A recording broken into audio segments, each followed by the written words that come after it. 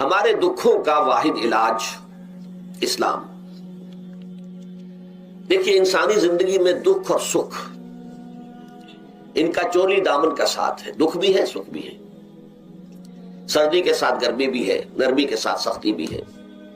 ان مع العسر یسرا ان مع العسر یسرا، یسر کے ساتھ عسر ہے، عسر کے ساتھ یسر ہے. لیکن انسان نفسیاتی طور پر متاثر جو ہوتا ہے زیادہ وہ تکلیف سے ہوتا ہے، دکھ سے ہوتا ہے. خوشی آتی ہے تو وہ ایسے گزر جاتی ہے، اس کا وقت کا بھی پتہ نہیں چلتا، گزرتے ہوئے بڑی تیزی کے ساتھ وقت گزر جاتا ہے. لیکن غم کا معاملہ ہو جائے تو ایک ایک لحظہ جو ہے وہ بڑا کٹھن ہو جاتا ہے، بڑی مشکل سے گزرتا ہے. تو انسان کے احساسات پر زیادہ جو اثر آتا ہے وہ دکھ کا آتا ہے. بعض فلسفے دنیا میں ایسے ہیں کہ جنہوں نے اس دکھ، خاص طور پر جو حساس انسان اس کو محسوس کرتا ہے، اس کے اعتبار سے یہ کہا ہے کہ دنیاوی زندگی نرا دکھ ہی دکھ ہے. آپ کو معلوم ہے کہ تعداد انسانوں کی بہت بڑی تعداد ہے جو بدھ مت کی پیروکار ہے، اور بدھ مت کا کلمہ طیبہ یہ ہے، یعنی یہ ان کا اصل الاصول ہے. جیسے ہمارے دین کا اصل الاصول ہے لا الہ الا اللہ محمد رسول اللہ، کلمہ طیبہ. ان کا جو کلمہ طیبہ ہے وہ یہ سروم دکھم، سب دکھ ہی دکھ ہے، سب مصیبت ہی مصیبت ہے. انسانی زندگی جو ہے وہ تو صرف دکھوں سے اور تکلیفوں سے عبارت ہے. اسی کو غالب نے بھی کہا ہے، آپ نے یہ شعر غالب کا میں نے بہت سے دروس میں سنا ہوگا کہ قید حیات و بند غم اصل میں دونوں ایک ہیں.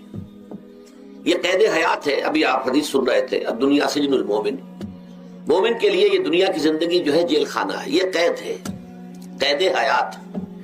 جیسے جیل میں آدمی اپنی مرضی سے نہیں جاتا، بھیجا جاتا ہے، اپنی مرضی سے نہیں نکلتا بلکہ نکالا جاتا ہے. اسی طرح لائی حیات آئے قضا لے چلی چلے، اپنی خوشی سے آئے نہ اپنی خوشی چلے. تو دنیا کی زندگی جو ہے وہ واقعتاً ایک اعتبار سے قید خانہ ہے. قید حیات و بند غم اصل میں دونوں ایک ہیں. جب تک یہ زندگی رہے گی غم بھی لگا رہے گا، تکلیفیں لگی رہیں گی، مصائب آتے رہیں گے، انسان کو دکھوں کا سامنا رہے گا، واسطہ رہے گا.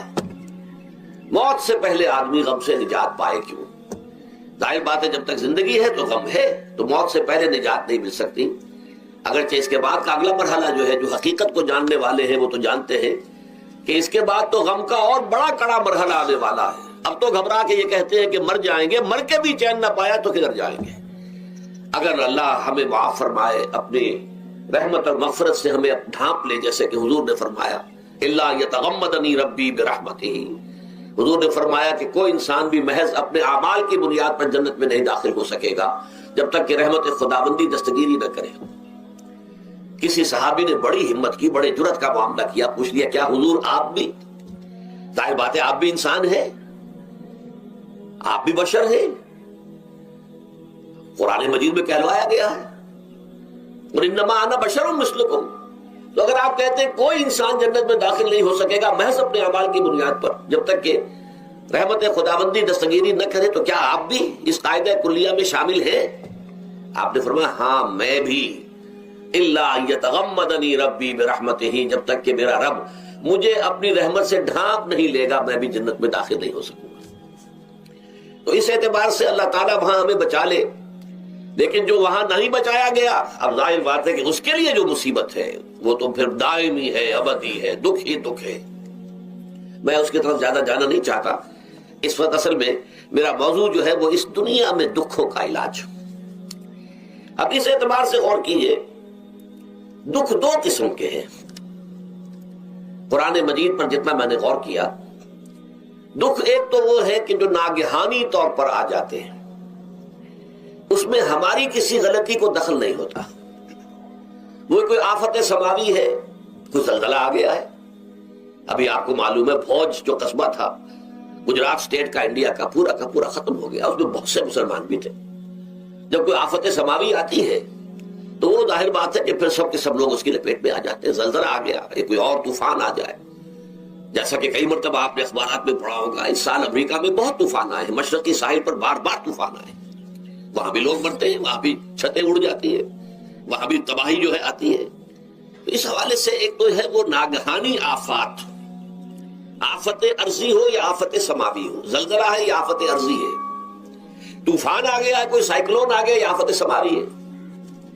یا کوئی آسمان سے بڑا سا پتھر آ جائے. آپ کبھی کبھی اخبارات میں پڑھتے ہوں گے کہ ایک بڑی چٹان پاس سے گزر گئی, بہت بڑی خلائی چٹان جو ہے زمین کے قریب سے ہو کر گزر گئی, زمین بچ گئی, ورنہ اگر وہ زمین سے ٹکرا جاتی تو نہ معلوم کتنا بڑا یہاں پر تباہی کا معاملہ ہوتا. بڑے بڑے جو ہے شہاب گرتے رہے زمین کے اوپر, بڑی بڑی تباہیاں آتی رہی ماضی میں.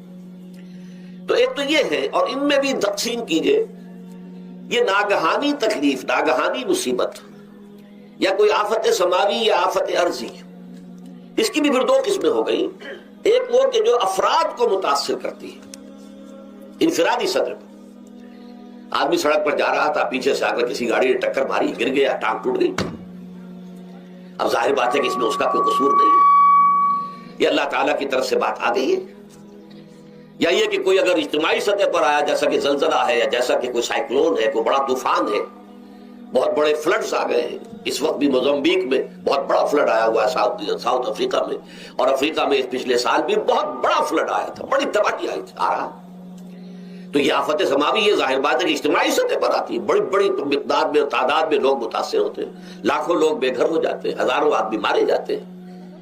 تو پہلی شکل جو ہے دکھ کی, جیسا کہ میں نے عرض کیا, وہ ناگہانی دکھ, کوئی آفت ارضی, کوئی آفت سماوی, خواہ وہ انفرادی ہو خواہ اجتماعی.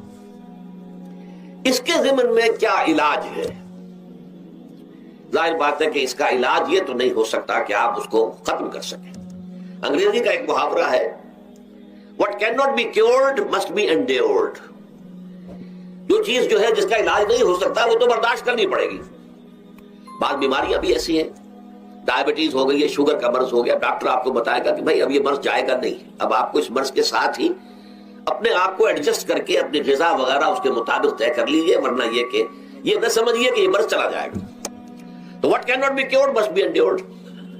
لہذا ان آفت سماوی و ارضی, چاہے وہ انفرادی سطح پر متاثر کرتی ہوں انسانوں کو, اور چاہے اجتماعی سطح پر, اس کا تو علاج ایک ہی ہے.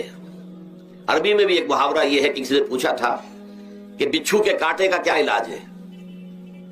البکاء الی الصباح, رات کو اگر کاٹا ہے کسی بچھو نے تو روتے رہو صبح تک, یہ علاج ہے, اس کا اور کوئی علاج ہے ہی نہیں. تو جو چیز لا علاج ہے اسے برداشت کرنا. گویا کہ یہاں جو اصل شے ہوگی کہ دنیاوی آفات, ارضی و سماوی آفات, ناگہانی آفات, ناگہانی مصیبتیں, ان کے ضمن میں ہمیں ایسی شے کی ضرورت ہے جو ہمارے اندر برداشت پیدا کر دے, اس کو جھیلنا آسان بنا دے, ہم اس کی وجہ سے بجھ کر نہ رہ جائیں, ہماری ہمتیں جواب نہ دے جائیں, ہمارا ارادہ ختم نہ ہو جائے, ہمارا حوصلہ پست نہ ہو جائے, بلکہ برداشت ہو, جھیلنا ہو, تحمل ہو. ابھی بھٹر صاحب کہہ رہے تھے اللہ تعالیٰ ذرا سا متحمل ہے. میں نے کہا یہ بہت غلط بات کہہ رہے, اللہ بہت متحمل ہے. وہ ذرا سا تو یوں سمجھیے کہ ان کے کہنے کے انداز میں یہ بات آ گئی, ذرا سا رحیم بھی ہے. نہیں, وہ بہت رحیم ہے, بہت متحمل ہے, بہت حلیم ہے.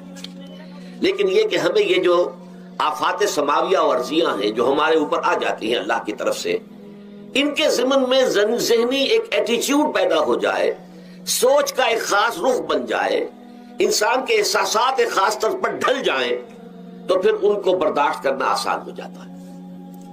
اور وہ کیا ہے؟ وہ ہمارے ایمان کا لازمی تقاضا ہے. ایمان ہمیں یہ بتاتا ہے کہ کوئی مصیبت زمین میں آتی ہے نہ تمہاری جانوں پر آتی ہے بغیر اذن رب. جو کچھ آ رہا ہے اللہ تعالیٰ کے فیصلے سے آیا ہے. یہ کوئی اندھا بہرا مادہ نہیں ہے, یہ کوئی اندھا بھینسا نہیں ہے کہ اس نے آ کے آپ کو ٹکر مار دی ہے. نہیں, یہ تو سمیع اور بصیر, علیم و خبیر اللہ اور حکیم اور قدیر اللہ کا فیصلہ ہے. لہذا یہ من جانب اللہ ہے, اس کو تم سمجھو کہ اللہ تعالیٰ کی طرف سے ہے. اور جب اللہ کی طرف سے ہے تو سورہ آل عمران میں فرمایا بیدہ الخیر, اس کے ہاتھ میں تو خیر ہی خیر ہے. یعنی بظاہر تمہیں محسوس ہوتا بھی ہو کہ یہ میرے لیے تکلیف دہ بات آ گئی ہے, تو اس کو یوں سمجھو کہ اس کا نتیجہ جو میرے حق میں نکلے گا وہ خیر ہوگا. فوری طور پر تو تکلیف ہے, مجھے اچھی نہیں لگ رہی, ناگوار ہے, لیکن نتیجہ اس کا خیر نکلے گا. جیسے بچہ بیمار ہے, ماں اسے دوا پینے پر مجبور کر رہی, کڑوی دوا ہے, وہ تو سمجھتا ہے مجھ پر بڑا ظلم ہو رہا ہے. یا آپ لے گئے اسے ڈاکٹر کے ٹیکا لگوایا ہے, وہ تو چیخ رہا ہے, رو رہا ہے, لیکن آپ کو معلوم ہے, کاش اسے بھی معلوم ہو جائے کہ یہ میرے خیر کے لیے, میرے بھلے کے لیے, اگر اسے یہ معلوم اور محسوس ہو جائے تو اس کی تکلیف اس کے اندر بہت کمی آ جائے گی، وہ سہار لے گا، اس کو وہ برداشت کرے گا۔ اس حوالے سے اس کا جو ہمارے دین میں اس کا نام ہے، اس ذہنی کیفیت کا، ان احساسات کا، اسے ہم کہتے ہیں تسلیم و رضا۔ جو کچھ آ رہا ہے اللہ کی طرف سے آ رہا ہے، لہذا سر تسلیم خم ہے، اے اللہ ہم قبول کرتے ہیں، رضا، ہر حال میں تیری رضا پر راضی ہیں، جو تیرا فیصلہ ہے ہمیں بصر و چشم قبول ہے، تسلیم و رضا۔ ہم بھی تسلیم کی خو ڈالیں گے، بے نیازی تیری عادت ہی صحیح، اللہ تو بے نیاز ہے، لیکن اے اللہ تو ہمارے لیے جو بھی تکلیف کا تو نے فیصلہ کیا، ہم تسلیم کی خو ڈالیں گے، عادت پیدا کر لیں گے اپنے اندر کہ ہر ساقی ماریخ عین الطاف است، کہ میرا ساقی میرے پیالے میں جو کچھ ڈال دے اس کا لطف و کرم ہے۔ یہ مقام رضا ہے، یہ ایمان کا ایک ایسا تقاضا ہے کہ جس کو ہم کہیں گے ایمان کی حلاوت، ایمان کی مٹھاس۔ اگر آپ کا منہ کڑوا ہو جائے تو آپ چینی کھاتے ہیں تاکہ منہ کا ذائقہ ٹھیک ہو جائے۔ اگر تکالیف کی وجہ سے، دکھ کی وجہ سے آپ کے احساسات کے اندر کوئی خرابی پیدا ہو رہی ہے، یہ جو مقام رضا ہے، یہ اس کے لیے قند ہے، یہ اس کے لیے چینی ہے، یہ اس کے لیے شہد ہے، یہ اس کی تلخی کو ضائع کر دینے والی شیء ہے کہ اللہ تیری رضا پر راضی، راضی برضا رب۔ اب اس کے ضمن میں سمجھیے، یہ تو اصولی بات میں نے آپ کو بتا دی، اس کی تین کیفیات ہو سکتی ہے کیوں اللہ کی طرف سے یہ چیزیں آتی ہیں۔ سب سے پہلی شے ہے، اب وہ جو آیات میں نے سنائی تھی وہ سن لیجیے پہلے ترجمہ۔ سورہ تغابن میں فرمایا ما صاب من مصیبت الا باذن اللہ، دیکھو کوئی مصیبت تم پر نہیں آ سکتی، نہیں آتی مگر اللہ کے اذن سے۔ ومن یؤمن باللہ، اور جو شخص اللہ پر ایمان رکھتا ہو، یہد قلبہ، اللہ اس کے دل کو ہدایت دے دیتا ہے، اس کے دل کو سکون عطا کر دیتا ہے، وہ راضی برضائے رب ہو جاتا ہے، اس میں شکوہ نہیں رہتا، اس میں شکایت نہیں ہوتی، اس میں تلخی نہیں ہوتی، کیوں ہو گیا، کیسے ہو گیا، کیوں ہو گیا، نہیں ہونا چاہیے، نہیں۔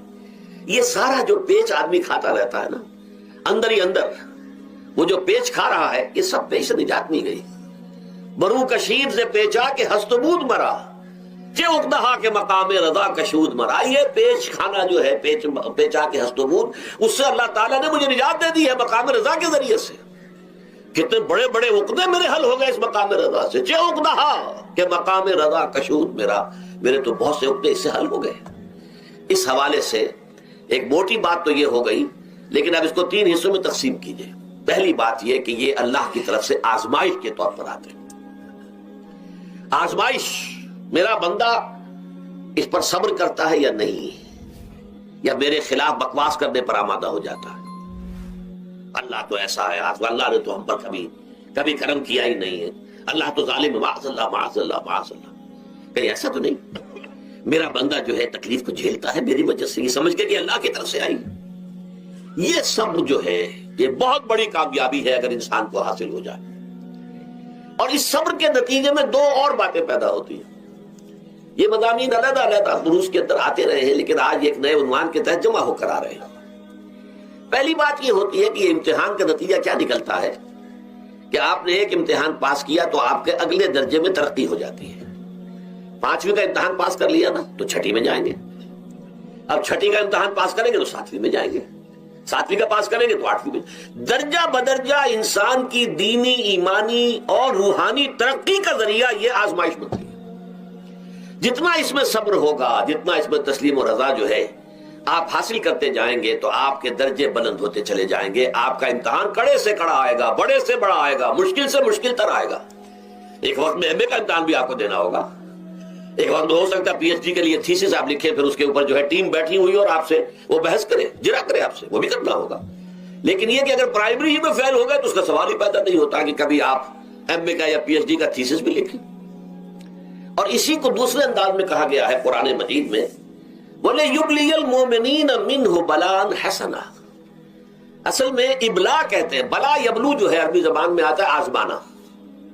خلق الموت والحیات لیبلوکم ایکم احسن عملا، یہی معنی ابتلا کے میں، ابتلا یبتلی آزمانا۔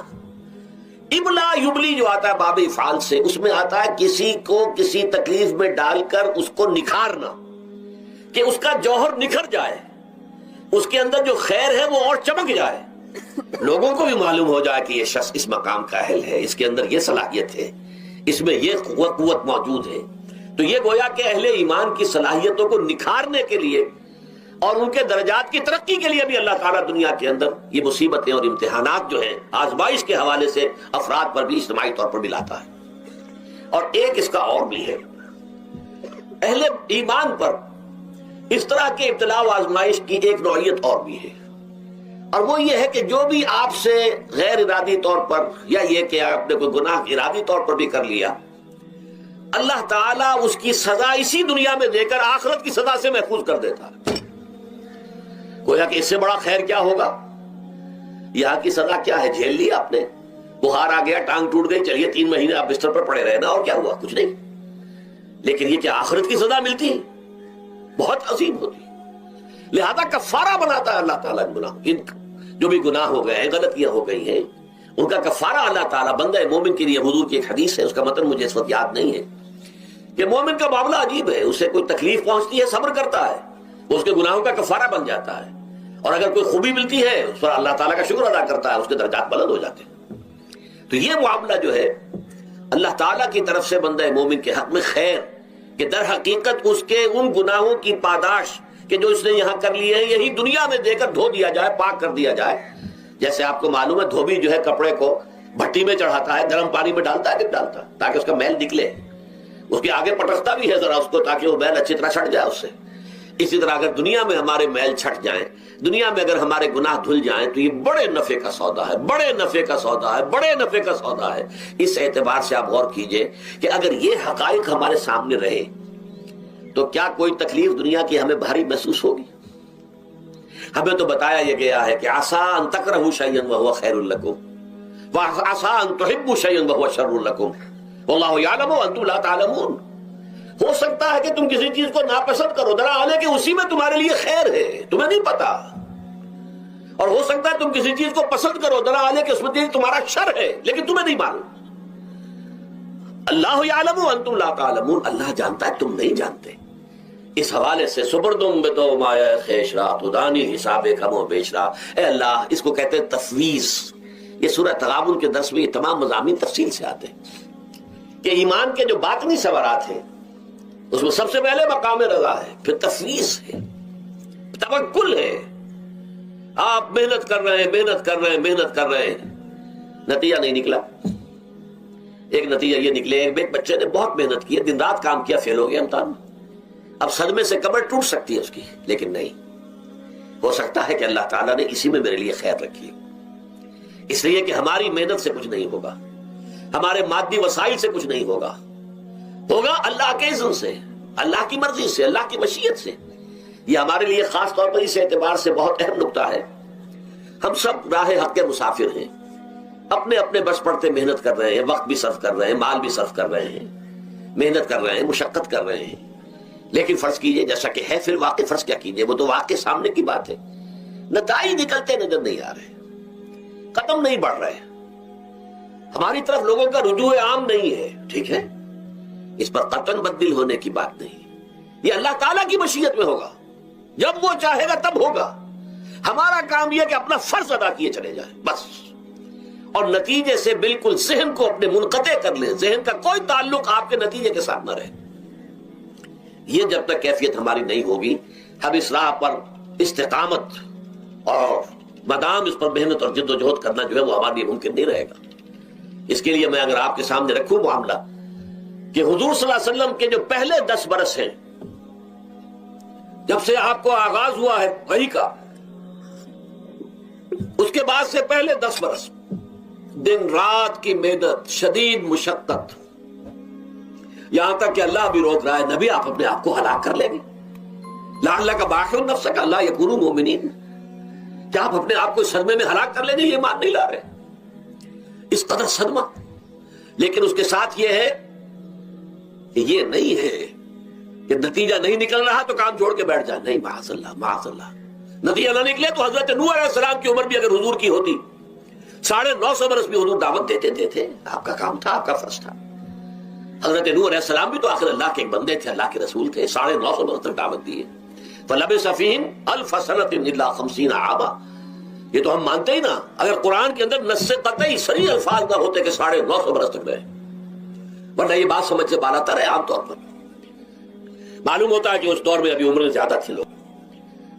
بہرحال جو میں نے عرض کیا تھا کہ دکھ جس سے انسان متاثر ہوتا ہے اس کی ایک قسم وہ ہے کہ جو ہمارے ارادہ اور اختیار سے باہر اللہ کی مشیت سے, اللہ کے اذن سے, اللہ کی مرضی سے آتا ہے.